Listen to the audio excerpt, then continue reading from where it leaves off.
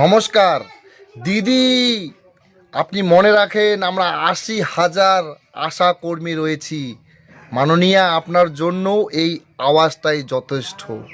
পশ্চিম বাংলার মা লক্ষ্মীরা জাগ্রত হয়েছে, মা লক্ষ্মীরা একত্রিত হয়েছে।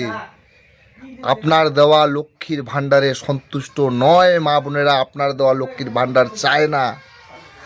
আপনি পশ্চিম বাংলার মাটিতে মা বোনেদের সুরক্ষা দিতে ব্যর্থ একজন মুখ্যমন্ত্রী। এই যে আশাকর্মী দিদির যে হুঙ্কারটা, আপনার ২৬শে পতনের জন্য এই দিদির হুঙ্কারেই যথেষ্ট। আমি পশ্চিম বাংলার গণতন্ত্রপ্রেমী মানুষের কাছে অনুরোধ রাখব, আপনারা এই আশাকর্মী দিদির আওয়াজটা প্রত্যেকটা ঘরে ঘরে পৌঁছে দিন, প্রত্যেকটা মা বোনের কাছে পৌঁছে দিন। এই ২৬শে নির্বাচন পশ্চিম বাংলার মাটিতে আমাদের মা বোনেদের সম্মান রক্ষার লড়াই।